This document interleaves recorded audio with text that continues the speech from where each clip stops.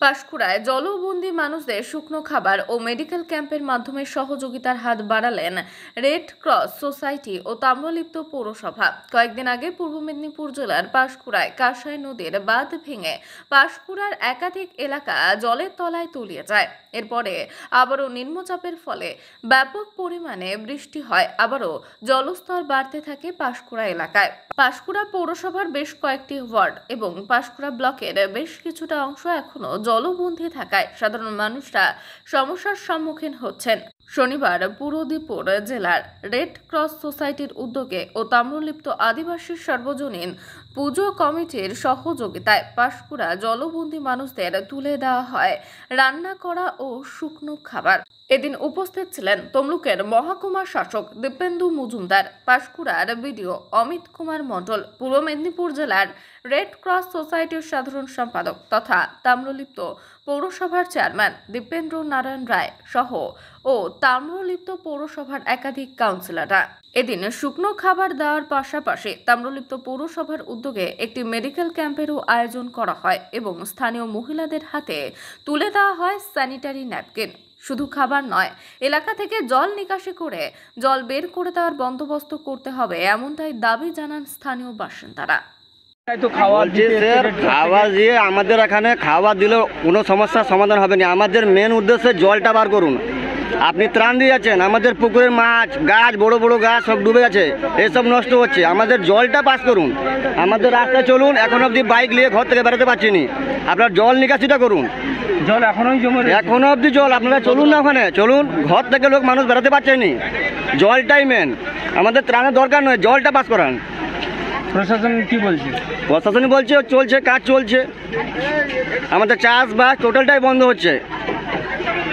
আপনারা জলটাই বার করুন, আমাদের একটাই উদ্দেশ্য জলটা বার করুন। এটা চাকদহ খন্ডকলা অঞ্চলের অন্তর্গত পাঁশকুড়া থানা। আমার নাম এসকে জানে আলম।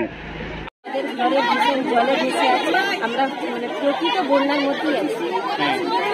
তাই বলছিলাম আমাদেরকে যদি কিছু সাহায্য করেন খুবই ভালো দিতে এসছে, তো সাহায্য দিতে এসছে, খাওয়া দিতে এসছে, সেটাই বলতে চাচ্ছি। এখনো জল আছে? হ্যাঁ, সামনে তো পুজো, পুজোয় কি করবেন? পুজোয় কি করে যাবো? বাড়িতে তো জলময়, বেরোবো কি করে? বাচ্চা কাচ্চা নিয়ে বেরোতে গেলে তো সমস্যায় পড়ে যাবো জল।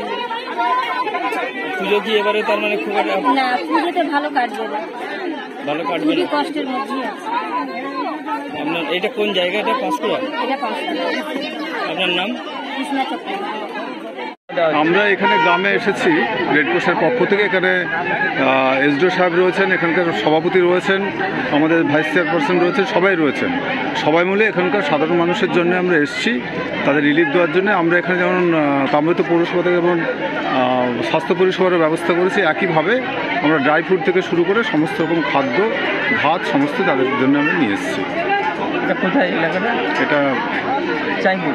এখানে কি এখনো আছে জল? এখনো জল আছে। আমরা প্রশাসনের এসডিও সাহেব মরছে, মার কয়েকদিন পরেই পুজো, তো কি নিশ্চয়ই প্রশাসন এবং বিডিও সাহেব সবাই মিলে এদের ভালো ব্যবস্থা করবে, এটা আমাদের বিশ্বাস।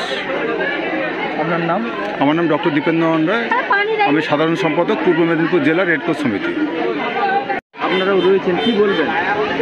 এলাকা এখনও প্রচুর জলমগ্ন, যেটা ছিল একটু কমেছে, কেন খালগুলো পরিষ্কারের পথে চলছে। আমরা দ্রুতকারে বলেছি প্রশাসনিককে যাতে আরও কাজগুলো দ্রুতকারে হয়, যাতে আমাদের খালগুলো আরও পরিষ্কার হয়। এলাকাবাসীরা খুব জলমগ্ন ছিল, তাই তমলুক পৌরসভা থেকে এনারা এসেছেন ত্রাণ দিতে। ওনারা খাওয়ার, মেডিসিন, জল, নানান ধরনের জিনিস বাচ্চাদের নিয়ে এসেছে। তাই আমরা ওনাদের দিকে সহযোগিতা করছি, যাতে এলাকার মানুষরা আরও ভালোভাবে পায় এবং প্রত্যেক মানুষ পায়, কেন সবই তো জলমগ্ন। আর এখানে আমাদের ক্যাম্প চলছে, ত্রাণের ক্যাম্প এখনও হয়তো চলবে। এখনও তো জলমগ্ন অনেকগুলো গ্রাম ডুবে আছে, তাই আমরা দেখছি যে কিভাবে কি আরও সহযোগিতা করা যায়। হ্যাঁ, সামনে পুজো, যাতে মানুষ আরও পুজোয় আনন্দ করতে পারে, কেন বন্যার জলে ভীষণ জলমগ্ন হয়ে গিয়েছিল। তাই আমরা আমরা যত দ্রুতকারে চেষ্টা করছি যাতে জলগুলো বেরিয়ে যায় এবং মানুষরা আবার শারদায় শুভেচ্ছায় যেন পৌঁছতে পারে। নাম নাম পম্পা চন্দ্র রাউত, পঞ্চায়েত সমিতির সভাপতি, পাঁশকুড়া ওয়ান।